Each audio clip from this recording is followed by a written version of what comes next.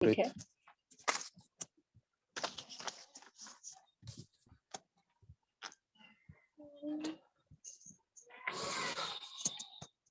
ठीक है, अब क्या किया जाए? मैम एक आध बच्चे हैं जैसे मैम अमृत, वो कल देगा मैम, अभी बोला भी। और एक जसवंत है मैम, कल जिनको हमसे भी कुछ देना है वो पूछ रहा। एक दिन तय कर लीजिए और एक दिन दे दीजिए। रोज रोज का एक एक करके मत दीजिए, एक दिन कोई दिन बना लीजिए, आप कल दे परसों दे और उस दिन दे करके खत्म कर दीजिए। आपका अब एवरीडे क्लासेस है तो आप एक दिन में भी जो 3-4 बच्चे देना चाहे दे सकते हैं। मुझे लगता है जो इंटरेस्टेड बच्चे हैं वो ऑलरेडी अपना दे चुके हैं। जिस किसी को भी देना है एक दिन कल का करो या परसों का करो, कर लो। और सब दे चुके हैं, अब तुम ही 2-4 लोग 10 लोग बचे हो मेरे ख्याल से।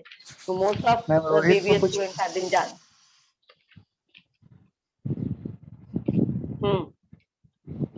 और जिन्होंने दे दिए मैंने उनके मार्क्स भी अपडेटेड कर दिए। इसका मतलब अब जो नहीं है वो एब्सेंट ही माना जाएगा, ये आप समझ लीजिएगा।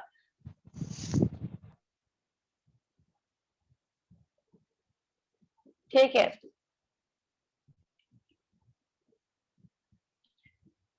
कल हम लोग ऑर्गेनाइजिंग पढ़ रहे थे और मेरे ख्याल से सब कुछ हो चुका था। टाइप्स ऑफ ऑर्गेनाइजेशन शुरू करना था।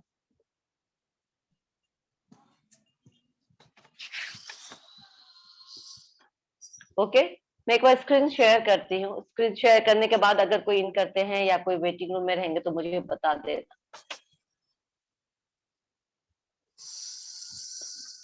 टाइप्स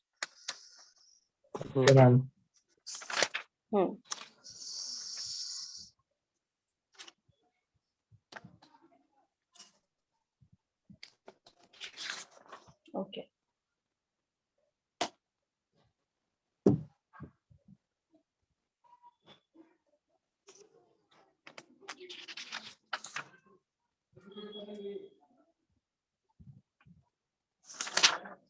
ये सब तो हो गया था। इम्पोर्टेंस हम लोग कर रहे थे, है ना? या इम्पोर्टेंस भी हो गया था। बेनिफिट्स ऑफ स्पेशलाइजेशन हम लोगों ने कल क्लियर कर लिया। मैम अभी एक ही हुआ था। एडॉप्शन टू चेंज को बताना।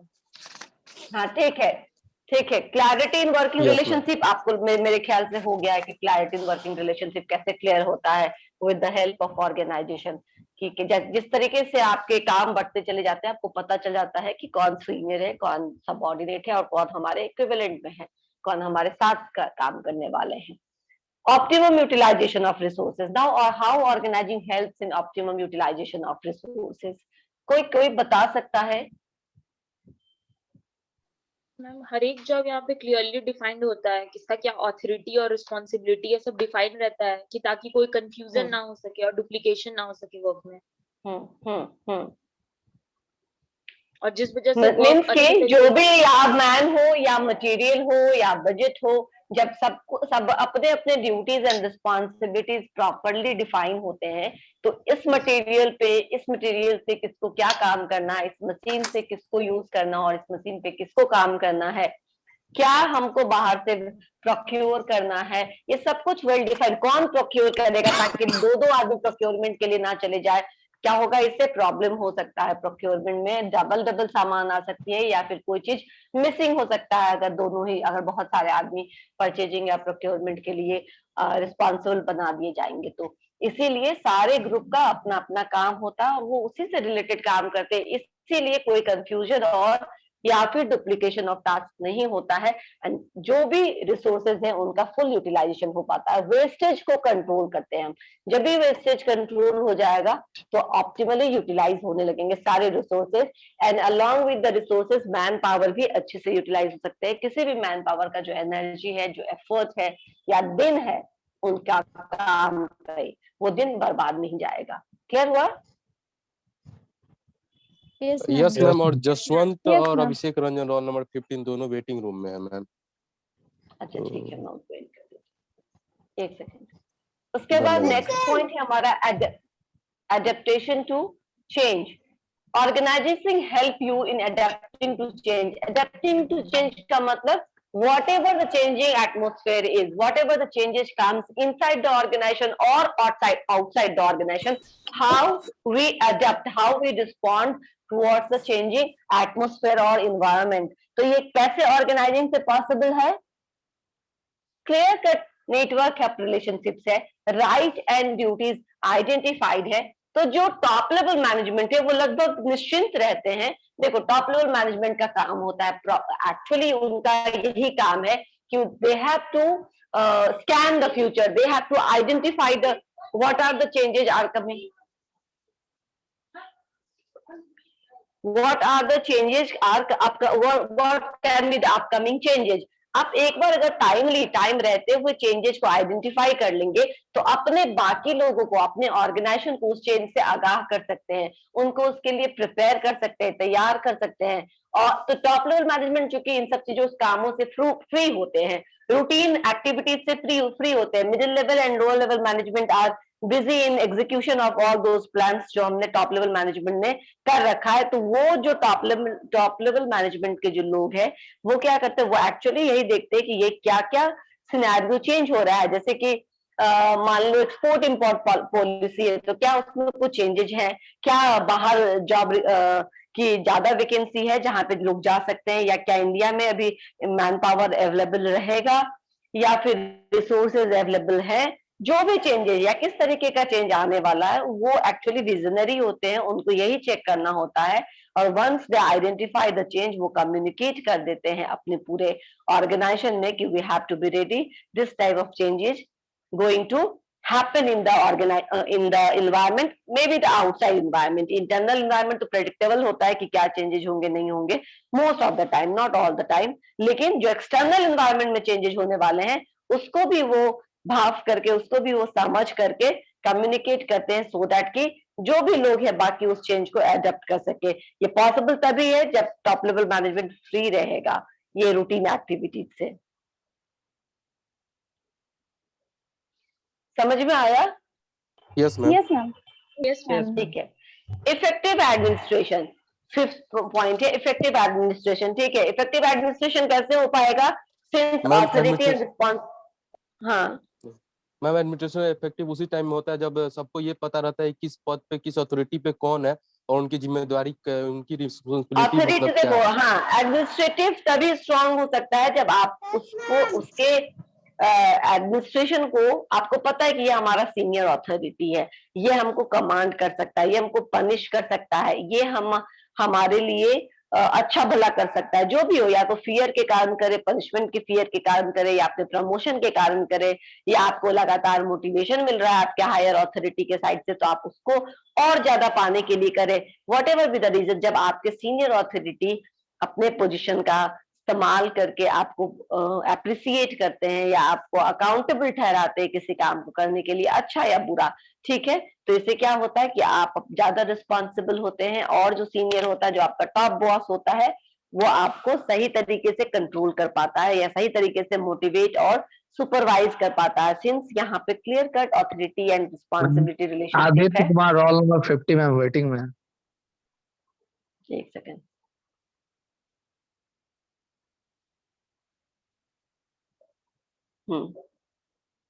ठीक है, इन कर लिया है मैंने उन लोगों को। तो इफेक्टिव एडमिनिस्ट्रेशन समझ में आया। Everyone also knows to whom he is accountable to. In this way, the confusion on authority is put to an end and effective administration becomes possible. सबको पता है कि उसका सीनियर कौन है और वो किसके लिए अकाउंटेबल है, वो किसको रिपोर्टिंग करेगा। तो इस तरीके से रिपोर्टिंग करना और फीडबैक लेना दोनों ही क्या हो जाता है, इजी हो जाता है और इफेक्टिव हो जाता है। ठीक है, यस मैम।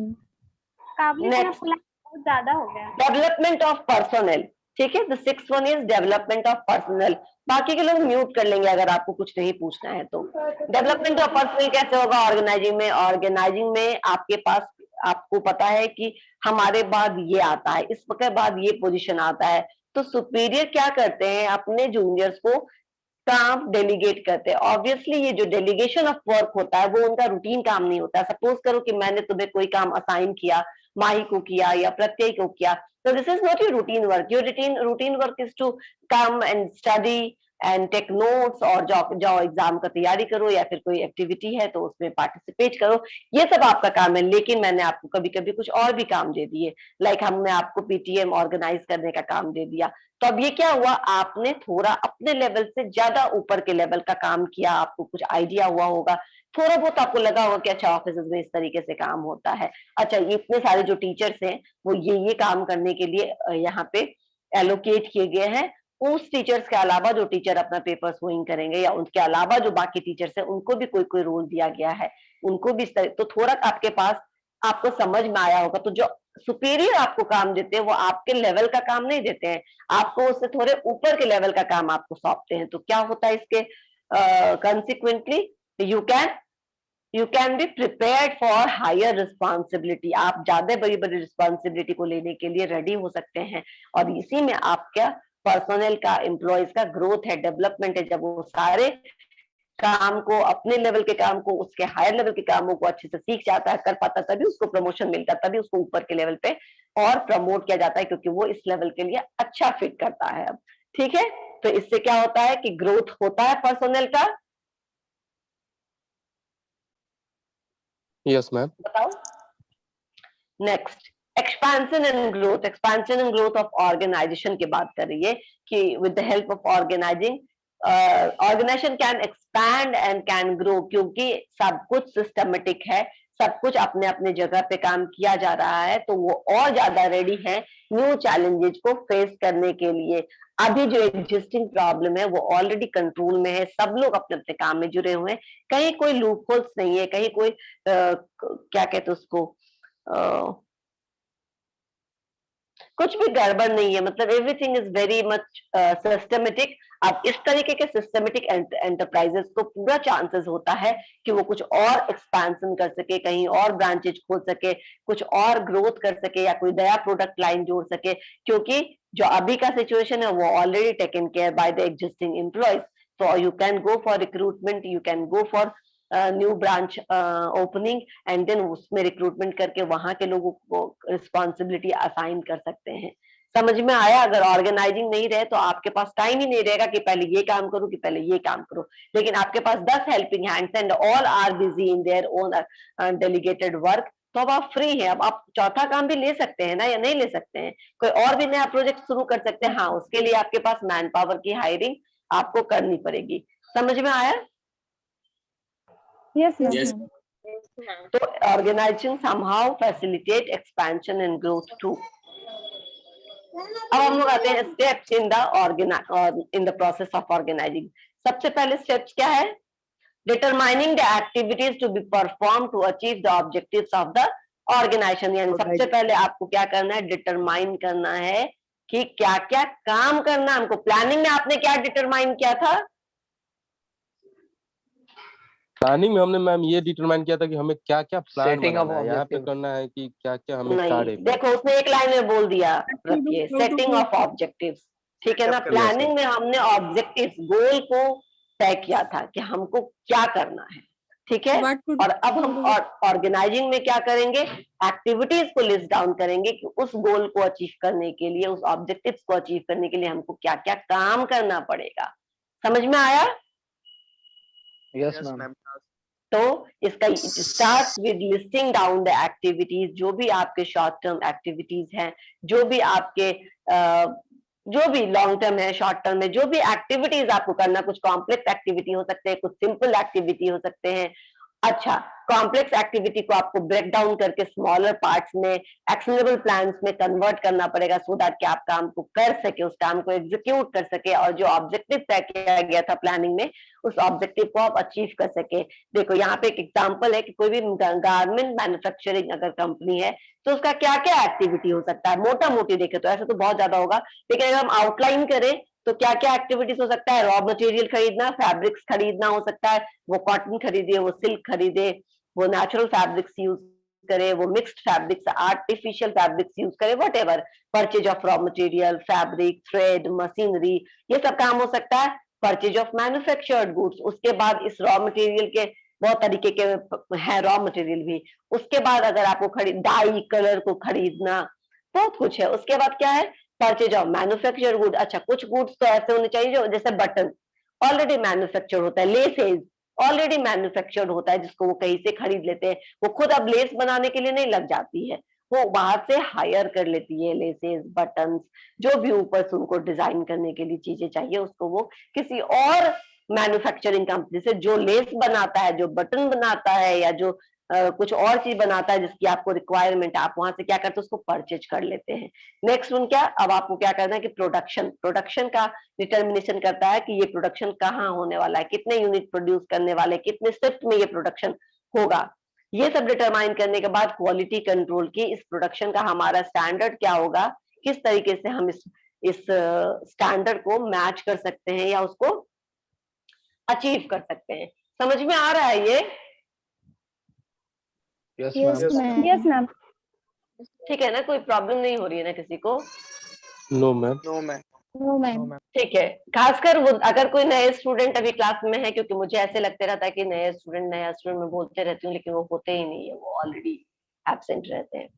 तो जो भी आपको करना है, ठीक है ना, आप उसको एक्शनेबल एक्टिविटीज में आप उसको क्या करते हैं, कन्वर्ट करते हैं, काम करते हैं। क्वालिटी कंट्रोल यानी आप किस तरीके की क्वालिटी को क्वालिटी में बेचना चाहते हो। देखो कुछ होते हैं ना प्रीमियम क्वालिटी प्रोडक्ट्स होते हैं, लाइक प्रीमियम क्वालिटी प्रोडक्ट्स का क्या मतलब हुआ, मैं भी यहाँ आती हूँ, मुझे भी बिना तुम लोगों को देखे पढ़ाने में अच्छा नहीं लगता, और जब मैं स्क्रीन शेयर कर देती हूँ तो तुम लोगों को देख नहीं पाती हूँ। तो क्या होता है premium quality product, like Fab India premium quality products है ना। बोलते हैं कि देखो खादी भी है, खादी क्या करता है, नेचुरल फाइबर्स को यूज करता है, कॉटन फाइबर को यूज करता है, या फिर खादी सिल्क भी होता है जो नेचुरल फाइबर्स को यूज करता है।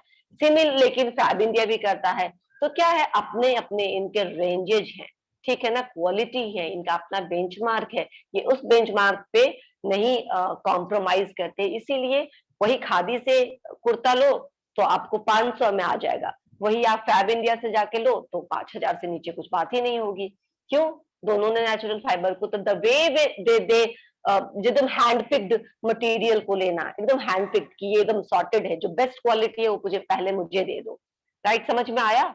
जो कॉटन का सबसे बेस्ट क्वालिटी है मुझे दे दो। जो सबसे अच्छे वीवर्स हैं उनसे वो वीव करवाते हैं, उनसे वो बुनाई का काम करवाते हैं, उनसे वो डाइंग का काम करवाते हैं। जब हैंडमेड हम कोई भी चीज करते हैं, देखो जो कोई चीज मशीन मेड होता है तो वो इजी होता है, बल्क में प्रोड्यूस किया जाता है। जब हैंडमेड होता है तो वो टाइम टेकिंग होता है, बहुत धीरे धीरे आप उसको प्रोडक्शन करते हैं, लेबर कॉस्ट उस पर एसोसिएटेड होता है, एक लेबर का एक साल। देखते ना बनारसी साड़ी को वीव करने के लिए एक साल 6 महीना लग जाते हैं, तभी तो वो इतने महंगे हो जाते हैं। नहीं तो वो भी मशीन पे आप छाप लीजिए, आपको 500-1000 रुपए में मिल जाएगा। लेकिन चूंकि हैंडमेड है, चूंकि नेचुरल फाइबर का है, चूंकि बहुत ज्यादा क्वालिटी को ध्यान में रखा गया है, तो क्या हो गया, इनका स्टैंडर्ड बहुत हाई है, तो कॉस्ट बहुत हाई हो जाता है। और कुछ डिफरेंस नहीं है, कॉटन वो भी है, कॉटन ये भी है, लेकिन एक एक चीज का इसमें अपना स्टैंडर्ड है जिससे उनको मैच कराना होता है। तो आपका जो स्टैंडर्ड है उससे क्या होना चाहिए, हमारा जो क्वालिटी है वो हमारा जो आउटपुट है हमारे क्वालिटी से, हमारे बेंचमार्क से मैच कर रहा है या नहीं मैच कर रहा है। उसके बाद एडवर्टीजमेंट का कॉस्ट, ठीक है, मुझे नहीं लगता कि बहुत प्रीमियम क्वालिटी होती है उनका ज्यादा एडवर्टीजमेंट आप देखिएगा। लाइक आपने कभी ज़ारा का एडवर्टीजमेंट देखा है? No ma'am. Oh ma'am. तो जो बहुत ज्यादा नॉर्मली नहीं करते ये लोग, क्योंकि क्या होता है ना, इनका प्रोडक्ट ऐसे ही, फैब इंडिया का भी देख लो तुम, अगर एडवर्टीजमेंट की बात करें तो बहुत कम आपको मिलेगा एडवर्टीजमेंट, ऑलमोस्ट ना के बराबर। टीवी में क्या आता है कभी कभी, बहुत फैब इंडिया का ऐड आता है, बहुत रेयर केस आता है ना, वो भी बहुत लेट से अब आना शुरू हुआ है, 2-3-4 साल से। मुझे नहीं लगता इससे पहले उसका एडवर्टीजमेंट भी आता था। दैट मीन्स व्हाट, ये ऐसे इतनी महंगी प्रोडक्ट है यार, 5000 का एक कुर्ता आता है, उस पर से तुम और एडवर्टीजमेंट कॉस्ट जोड़ दोगे तो कहाँ से लोग खरीद पाएंगे इसको। तो इसको चूंकि बहुत प्रीमियर प्रोडक्ट है, इसको अफोर्डेबल बनाने के लिए ये सारे जो कॉस्ट है उसको नहीं खर्चा करने का लोग सोचता है। तो लेकिन फिर भी अगर मैन्युफैक्चरिंग कंपनी है तो उनको एडवर्टीजमेंट करना है, सेल्स करना है, उनको अपने फिनेंसेस के लिए कहाँ से वो बजटिंग करेंगे, कहाँ से वो कैश फ्लो का अरेंजमेंट करेंगे, ये सब उनको देखना पड़ेगा। नाउ तो ये फिनेंसिंग और अकाउंटिंग अरेंजमेंट देखना है, एम्प्लॉय को रिटेन करके रखना है, एम्प्लॉय के डेवलपमेंट और ग्रोथ के बारे में काम करना है, and then research and development, नया नया डिजाइन, नई नई चीजें। तो ये क्या है, ऑर्गेनाइजिंग। मैं आपको एक छोटा सा स्टोरी सुनाती हूँ।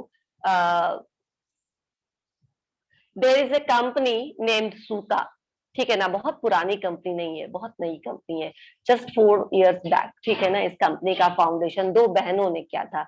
This Bengali sisters have founded their company सूता।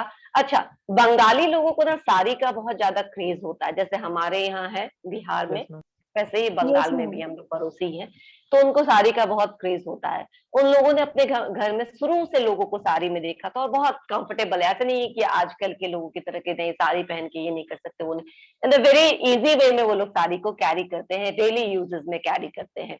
तो these sisters are also very much comfortable with saris. लेकिन ये जो बहनें थी, दोनों इंजीनियरिंग करके, एमबीए करके, एक आईबीएम में प्लेस थी और एक किसी और कंपनी में प्लेस थी। दोनों अच्छे, मतलब ऐसा नहीं था कि किसी भी तरीके का नौकरी, अच्छे जगह से वेल अर्निंग और बहुत अच्छा वेल टू डू कर रही थी, मतलब अपने लाइफ में जो चीज चाहिए वो करी जा रही थी। लेकिन बहुत दिनों के नौकरी के बाद इनको रियलाइज हुआ कि ऐसे नहीं है, नौकरी कर रहे हैं, पैसा आ रहा है, बट इट इज नॉट कि हम इस चीज के लिए बनेंगे। और दे रियलाइज, उनको लगा कि नहीं, हम इस चीज के लिए, वैसे मजा नहीं आ रहा जो लाइफ में मजा आना चाहिए, सब कुछ होने के बावजूद भी, तो हमको क्या करना चाहिए।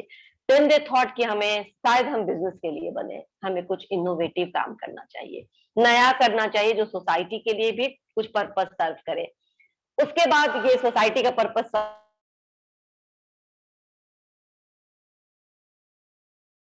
आजकल बहुत आउटडेटेड होता जा रहा है, मतलब बहुत कम लोग पहनने लगे। आउटडेटेड मीन्स इट्स नॉट कि साड़ी लोग नहीं पहनते, साड़ियां पहनते तो हैं, लेकिन बहुत ओकेजनल पहनते हैं।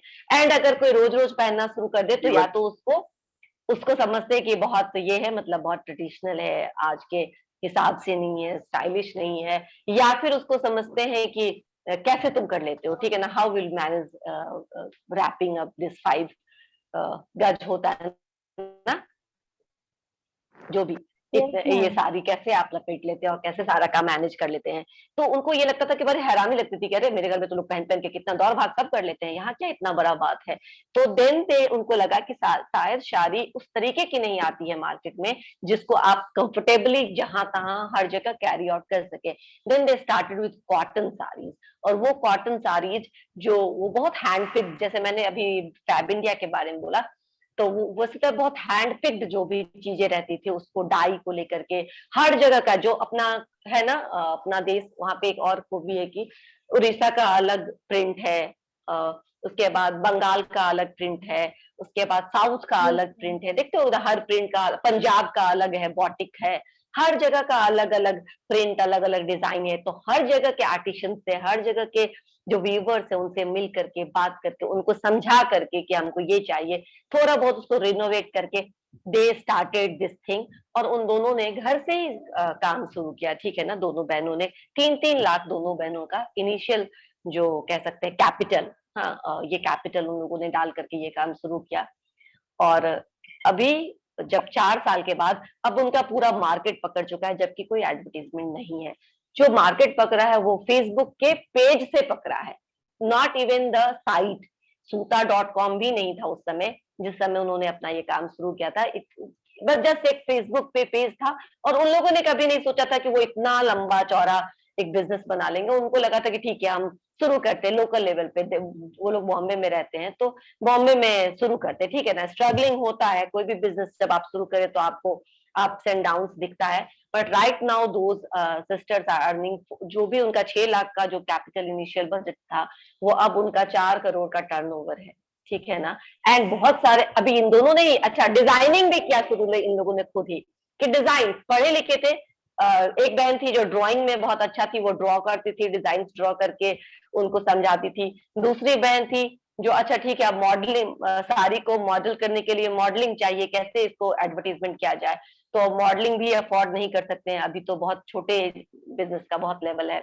तो one of the sisters started modelling, बहुत सुंदर नहीं है but they started modelling, and that also वो बहुत ज्यादा क्या गया, बहुत ज्यादा अप्रिसिएट किया गया उस मॉडलिंग के, कि that girl doesn't look traditional anyway, छोटा छोटा बाल, कभी कभी कलर्ड बाल, बिल्कुल अलग अंदाज, लेकिन तब भी साड़ी पहन रही। तो एकदम उन्होंने जो साड़ी को ना बिल्कुल मॉडर्नाइज कर दिया, कुछ भी ट्रेडिशनल रहने ही नहीं दिया साड़ी में। And the sari so light and so soft, तुम उसको फील नहीं कर सकते हो। जब तुम उसको हाथ में लोगे ना तो तुम्हें वो साड़ी ऐसे लगेगा। और उसके बाद मार्केटिंग स्ट्रेटेजी, जब वो साड़ी का सारा काम हो जाता है, सब कुछ हो जाता है, फिनिशिंग सब कुछ, तो वो उसको एकदम खूब महंगे और खूब अच्छे परफ्यूम में डिप करके सुखाते हैं।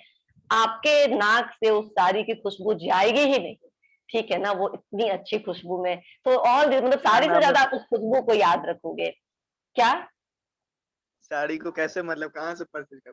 सूता, सूता इज द नेम। मैंने कहा ना, उस स्टार्ट दे, उनका कोई एडवर्टीजमेंट नहीं है, उनका कुछ भी नहीं है। दे स्टार्टेड, अब तो उनका सूता.com भी तुम्हें मिल जाएगा online, but they started with a Facebook page, ठीक है ना। फेसबुक पेज बना करके सूता का उन्होंने शुरू किया, एंड उन्होंने अपने कस्टमर से फीडबैक लेना शुरू किया कि आप जो यूज कर रहे हो वो आप अपना फीडबैक लिखो हमारे लिए, ठीक है ना। आप अपना फीडबैक पोस्ट करो, अच्छा भी होगा बुरा भी होगा, लेकिन बुराई की तो कोई बात ही नहीं है। हाँ, कॉस्ट बहुत ज्यादा कम नहीं है, लेकिन फैब इंडिया की तरफ बहुत ज्यादा महंगा भी नहीं है, एक बैलेंस है, लेकिन फिर भी प्रीमियम है। मतलब कॉस्ट आपको थोड़ा ज्यादा है। कॉटन के लिए अगर हमें 2,500-3,000 पे करना पड़े तो हमें लगता है कि थोड़ा ज्यादा है, बट वो कॉटन जो आप कहीं भी पहन सकते हो, एकदम रुमाल से भी ज्यादा जो मलमल का कपड़ा होता है ना, दे स्टार्टेड विद दैट, कि इतना इजी है कि आप एवरीडे पहनिए। और हर उन्होंने, उनका जो टारगेट कस्टमर था ना, वो टारगेट कस्टमर किसी की मम्मी, किसी की दादी नहीं थी। The girl itself was from 18 to 21 to 35 age में जो फॉल करती, वही उनके टारगेट कस्टमर थे कि इनको साड़ी पहनाना है अब, ठीक है ना, इनको साड़ी फ्रेंडली करना है ताकि ये जनरेशन फिर से शुरू हो जाए। तो ये एक नया आइडिया है, नया कॉन्सेप्ट है। मैं पता नहीं कहाँ क्यों ये स्टोरी पे चली गई, बट देन जब क्वालिटी की बात आती है तो हाँ, एंड देन देयर उनका जो अपना कहते हैं ना कि बेंचमार्क, वो जो या फिर जो स्ट्रेंथ, उनका स्ट्रेंथ जो है वो उनका क्वालिटी है, और कुछ भी नहीं उनके पास ऐसा क्वालिटी को छोड़ करके। तो this is the story of making sisters, two sisters making entrepreneur. और कैसे वो अच्छा कर रहे हैं। अभी लॉकडाउन के समय थोड़ा उनको प्रॉब्लम हुआ था कि अब कैसे होगा, लेकिन लॉकडाउन के समय भी उनको मिलता रहा, ऑर्डर्स मिलता रहा, और इससे उनको अच्छा लगा कि अभी अब लगता है कि हम अनस्टॉपेबल हो चुके हैं। एंड देन अब तो बहुत जगह है भी, मतलब उनके आपको स्टोर्स नहीं मिलेंगे कहीं पे भी, ऑनलाइन ही वो अभी भी है, ऑनलाइन डिलीवरी ही करते हैं। तो दिस इज व्हाट कि आप कैसे ऑर्गेनाइज करते हैं। पहले दो बहनों ने काम शुरू किया, अब उनका धीरे धीरे टीम बन चुका है, और टीम में भी ये लोग वैसे लोगों को रखते हैं जो एक्चुअली जिनके अंदर होता है कि हमको कुछ करना है, जस्ट नॉट कि मतलब काम चलाने के लिए कुछ करना है या पैसा कमाने के लिए कुछ करना है। तो इनके जो भी लोग हैं, जो अब तो इनके पास डिजाइनर्स वगैरह भी हैं। व्हेन दे स्टार्टेड 3 साल तक कुछ नहीं था, ना कोई डिजाइनर, ना कुछ भी नहीं था। सब कुछ इन लोगों ने खुद ही, दोनों बहनों ने आपस में बांट के किया था। और अभी इनके पास सब कुछ है, लेकिन हाँ, जिसके पास कुछ आइडियाज है, इनके कभी कभी इनके कस्टमर से इनके एम्प्लॉयज हो जाते हैं, क्योंकि जो कस्टमर बहुत कीन है, बहुत ज्यादा इंटरेस्ट दिखा रहे हैं, कुछ सजेशन दे रहे हैं, इनको लगता है कि इसको इसमें इस साड़ी और इस मैन्युफैक्चरिंग में इंटरेस्ट है, तो उन्हीं का इंटरव्यू लेकर के वो उन्हीं को ऑफर कर देते हैं कि अभी आप ही आ जाइए, आप ही बताइए कि क्या काम कैसे करना है। तो बहुत बार ऐसे भी हुआ है इसमें। तो this is what organising happens, कि आप कैसे कैसे काम को डिवाइड कर सकते हैं, एंड इस तरीके से कभी भी आपका कोई बिजनेस क्लिक कर सकता है, ठीक है ना। ऐसे नहीं कि बिजनेस सिर्फ नकारे लोग करते हैं, पढ़े लिखे अच्छे लोग भी, उनके पास अगर अच्छा बिजनेस आइडिया है तो वो भी कर सकते हैं ना। हमारे यहाँ एक कॉन्सेप्ट है कि कुछ नहीं करा तो वो बिजनेस करा। दिस इज नॉट लाइक, कुछ मैम लोग आज बने। बिजनेस करने के लिए लोग मैम मैम बीबीए बोलते हैं कर रहे कि हैं मैम, नकारे लोग कहाँ से करते हैं मैम। हाँ, मैं यही बोले कि कुछ लोग है ना? बिल्कुल बिजनेस करने के लिए ही बने होते हैं, मतलब तो होता है ना कि कुछ लोग सिर्फ इंजीनियर बनने के लिए ही बने होते हैं। हमारे यहाँ सब लोग इंजीनियरिंग करने लगते हैं, लेकिन सब लोग इंजीनियरिंग नहीं कर सकते हैं। कुछ लोग, मैं कुछ बच्चों को देखती हूँ जो 15 साल 17 साल के उम्र से ड्रोन बनाने लगते हैं, उड़ाने लगते हैं। एक्चुअली ऐसे बच्चे इंजीनियर बनने के लिए बने हैं। सबको आप इंजीनियरिंग पढ़ा के भी इंजीनियर नहीं बना सकते हो, ठीक सही है ना। बात। तो इसी तरीके से जो बिजनेस है, कुछ लोग सिर्फ इसके लिए बने होते हैं, और हाँ, वो लोग इसमें काफी टैलेंटेड होते हैं, तभी वो कर भी पाते हैं। नहीं तो अच्छी खासी 8-10 लाख 20 लाख के नौकरी को छोड़ करके बिजनेस में जाना रिस्क है ना। नहीं, बिजनेस मैम सब लोगों से हो भी नहीं पाएगा ना, इसमें पेशेंस होता दैट्स व्हाट आई सेड ना, कि कुछ लोग बिजनेस के लिए ही बने होते हैं, लेकिन सारे लोग नहीं बने होते हैं। तो पेशेंस सब होता लोग है, नहीं कर सकते इन्वेस्टमेंट हैं, होता सब है लोग मैम। नहीं कर सकते हैं, है। सही बिल्कुल बात। ना। सपोर्ट होना अब हम आते हैं, ठीक है, हो गया। ठीक है ना, मैंने वो सूता की स्टोरी सुना दी आप लोगों को। नाउ अब आप लोग उसके ऊपर रिसर्च करिएगा, थोड़ा और समझ करके आइएगा। लाइव स्टोरी, अभी 4 साल की स्टोरी है, 4 साल में ये दोनों बहनें करोड़ पत्नियां बन गई, ठीक है ना, तारीफ किया, मैं दे बोला आर लाइव मैरिड, स्टोरी। ठीक है ना, दे आर मैरिड ऑल्सो। तो और उनको, हाँ, दे ऑल्सो सेड कि हमें सपोर्ट मिला। पहले तो उनके मम्मी पापा लोग बहुत, अच्छा ठीक है, सबके घर में पेरेंट्स ऐसे ही होते हैं, नौकरी कर रही हो ना, शादी हो गई ना, शांति से बैठो ना, काम करो ना अपना, क्या जरूरत है उधर करने का। बट देन शुरू में थोड़ा बहुत हुआ कि पेरेंट्स नहीं चाह रहे थे कि ये लोग अब इस तरीके के, अब सारी बेचोगी क्या, अब ये काम रह गया क्या, इसको इतना इस तरीके से समझने का। बट देन लैटर ऑन अब उनके मम्मी पापा को बहुत प्राउड होता है, लेकिन हाँ दे सेड कि हमको सपोर्ट मिला, हमको हर एक आदमी से सपोर्ट मिला। अपने सपोर्ट किस तरीके से मिला मैं बताती हूँ कि they are living, both sisters are living in separate flat. तो इतना अगर आपके इन लॉज आपको अलाउ करते हैं, आपके हस्बैंड अलाउ करते हैं, या आपका फैमिली मेंबर अलाउ करते हैं, तो ये बहुत बड़ी बात हुई। They are living separate in their flat, जो क्योंकि इनको बिजनेस पे पूरा फोकस रहना था, तो उस समय 3-4 साल, अब ऐसा नहीं है कि परमानेंटली रहते हैं, लेकिन हाँ बिजनेस इनका उसी फ्लैट से चलता है। और जो फ्लैट जहाँ है वो कलीना है, एक जगह सेंटा क्रूज कलीना है मुंबई में एक जगह, वहीं पर है इनका ऑफिस। वापस आते हैं, अभी क्या हो गया, ग्रुपिंग ऑफ, सबसे पहले क्या होगा, तो ऑब्जेक्टिव्स आपने तय किया और आपने उसको करने का सोचा, जिसमें आपको बहुत काम करना है, ठीक है ना। यहाँ आपने लिस्टिंग डाउन द एक्टिविटीज किया कि अगर हमको साड़ी का बिजनेस करना है तो हमको क्या क्या काम करना पड़ सकेगा, करना पड़ेगा, सेल्स करना पड़ेगा, बजटिंग करनी पड़ेगी, ड्राइंग करनी पड़ेगी, लोगों से मिलना पड़ेगा, उनके टेस्ट को समझना पड़ेगा, जो पढ़े लिखे नहीं है बुनकर वीवर, उनको समझाना पड़ेगा ये डिजाइन क्यों। वीवर्स बोलते हैं ऐसा कोई नहीं पहनता यार आजकल, ऐसा साड़ी कौन, अच्छा तुम बिना आयरन किया हुआ साड़ी बेचोगी, कौन खरीदेगा, हाँ खरीदेगा, ठीक है ना, वैसे साड़ी भी खरीदेंगे। तुम बिना वो क्लाफ किया हुआ, जैसे बोलते हैं रिवाइव डाला हुआ जो करा होता है, कौन खरीदेगा। सॉफ्ट साड़ी हमें बेचनी है, ठीक है ना। मैंने कहा ना बहुत fine, when you touch that sari ना, वो हाथ तो फील जाएगा नहीं, आई वो होता है, वो क्वालिटी है उसकी साड़ी की। तो ये साड़ियां वैसी है, तो वो उन लोगों ने उनको कन्विंस किया कि नहीं हम करेंगे, इसी तरीके का करेंगे, अब देखिए ना काका होता है कि नहीं। एंड दे आल्सो सेड कि आपको रिस्पेक्ट करना पड़ेगा, ठीक है ना। अगर आप चाहते हैं कि आपका बिजनेस ग्रो करे, तो you have to respect each everybody who is contributing in your business, even जो वो गरीब वीवर्स हैं, जो महिलाएं हैं जो डाइंग का काम करती है, उनको उनका रिस्पेक्ट करना पड़ेगा, उनका पॉइंट ऑफ व्यू आपको पूछना पड़ेगा, उसको इनकॉर्पोरेट करना पड़ेगा, तब जाकर के आप सक्सेस कर पाएंगे। थोड़ा आप समझेंगे, थोड़ा वो आपको समझाएंगे, और दोनों को बैलेंस वे में चलना पड़ेगा, क्योंकि कोई परफेक्ट नहीं होगा, मिलजुल के ही काम करना पड़ेगा। सेकंड है सिमिलर एक्टिविटीज, जो भी सिमिलर एक्टिविटीज है आप उसको ग्रुप करिए, ऑर्गेनाइजिंग पे आते हैं अब वापस। तो नेक्स्ट स्टेप है कि जो सिमिलर आपने भी लिस्टिंग डाउन कर लिया, अब जो फिनेंसिंग है, अकाउंटिंग है, सॉर्ट ऑफ सिमिलर एक्टिविटीज है, राइट है ना। तो आप इसको एक तरफ ग्रुप कर दीजिए। जितना भी प्रोक्योरमेंट है, रॉ मटेरियल का प्रोक्योरमेंट हो, बटन का हो, मैन्युफैक्चर्ड गुड्स का हो, लेसेस का हो, डाई का हो, मशीनरी का हो, इसको हम एक तरफ रख सकते हैं।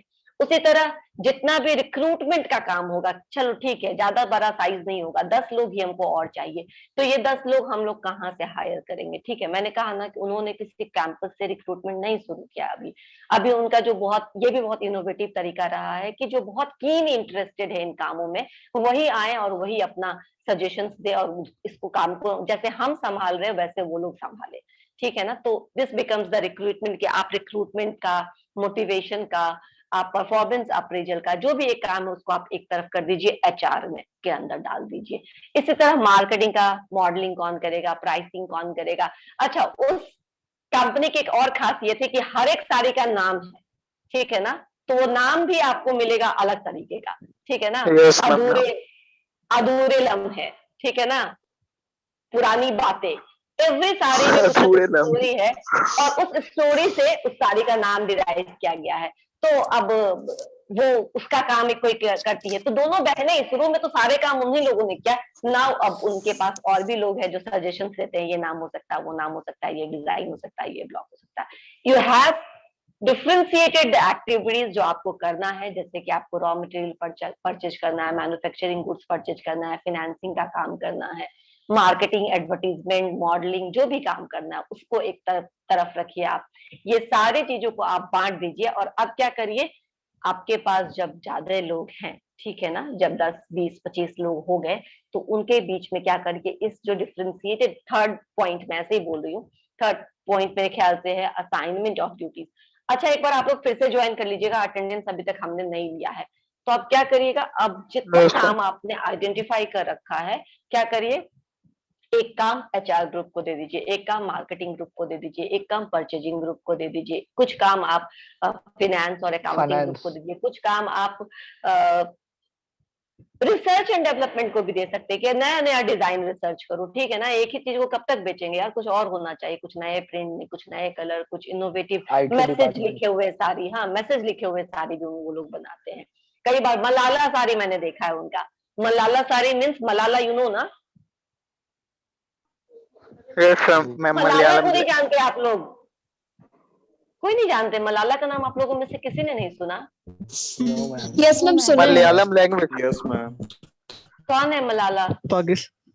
पाकिस्तान की, हाँ, बहुत बड़ी मलाला यूसुफजई। बहुत बड़ी रिफॉर्मिस्ट है मलाला यूसुफ। इन्होंने क्या कहते हैं, इनको पढ़ने का इजाजत नहीं मिला था, इनको जब ये स्कूल जा रही थी तो इनके पैर पे गोली मार दी गई थी, क्योंकि आप कैसे जा सकते हो। एंड देन सी वो वहां से जाकर के कई जगह उन्होंने पूरा अपना ड्रीम को परस्यू किया, पढ़ाई लिखाई किया, और अब ये वहां के सारी महिलाओं को बोलती है कि पढ़ो लिखो ये करो, मतलब रिफॉर्मिस्ट एक्टिविटीज है, और बहुत बड़ा नाम है मलाला। तो उनके नाम से उन्होंने साड़ी बनाई है, उनका प्रिंट का साड़ी बनाया। तो दिस इज द कॉन्सेप्ट। तो इस तरीके से क्या हो सकता है कि आप ड्यूटीज असाइन करिए अपने सारे ग्रुप्स के बीच में। ड्यूटीज असाइन करेंगे तो आप उनको रिस्पॉन्सिबल ठहरा पाएंगे, अच्छा काम करने के लिए एप्रिशिएट कर पाएंगे। अगर कुछ कमी रह जाएगी तो उनको आप सुपरवाइज कर पाएंगे या गाइडलाइंस दे पाएंगे कि यहाँ किस तरीके की आपको इम्प्रूवमेंट करने की जरूरत है, क्या काम था जो नहीं हो पाया। तो आपने क्या किया अभी तक? 3 काम किया, ऑब्जेक्टिव सेट किए, उसके बाद एक्टिविटीज को ऑब्जेक्टिव्स को अचीव करने के लिए एक्टिविटीज को लिस्ट डाउन किया। एक्टिविटीज लिस्टिंग डाउन करने के बाद आपने क्या किया कि grouping similar activities, grouping similar activities को किया, और उसके बाद assignment of the duties, assignment of the activities to the person who is competent, who is experienced, who having a specialization on that particular field, उसको आपने काम दिया। And finally ये सब करने के बाद जो 4th पॉइंट होगा वो क्या होगा? रिलेशनशिप को एस्टैब्लिश करना। यहाँ पे रिपोर्टिंग, और जो भी आपका सीनियर है